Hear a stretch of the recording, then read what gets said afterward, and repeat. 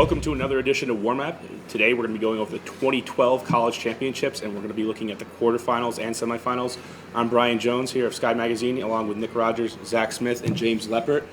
Quarterfinals, guys, we have some big matchups tomorrow. Who do you see moving on and why? Let's start with you, Nick. Well, I think that the only one seed that has a potential for not making the semis is Wisconsin because they're playing a very tough team. Toughs. James, who do you see moving on and why?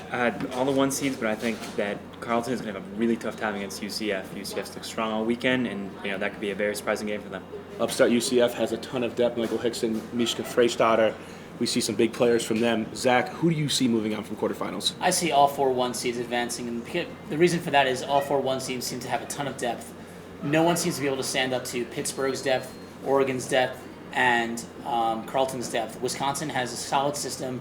They've been consistent all year round, and their depth have been playing serious points through all of the major tournaments.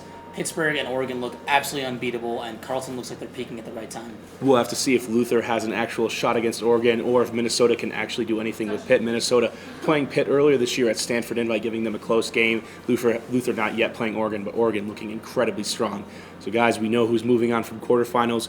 Who do you have advancing on from semis and going to the finals of this 2012 college championships? James, let's start with you. I think Pitt-Carleton's going to be a close game. I think Pitt's still going to come out on top. And then Oregon-Wisconsin, especially if it's really windy like we saw at the end of today, that Wisconsin will come out on top.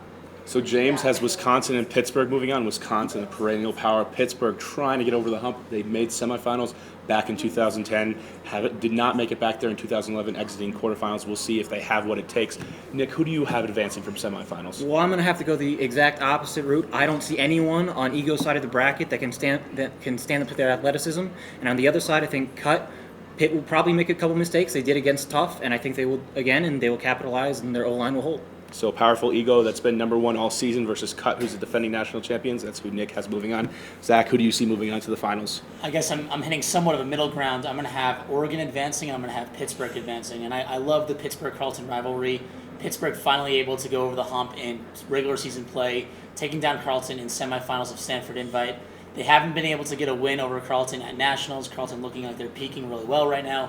But at the same time, Pittsburgh looks absolutely unstoppable right now. Nick Kaczmarek, the coach of this team, has them with the right attitude, has them generating turns, has them playing well. Pitt-Oregon would be a fantastic final, a rematch of the Stanford Invite final, and I think it would be a spectacle for the sport.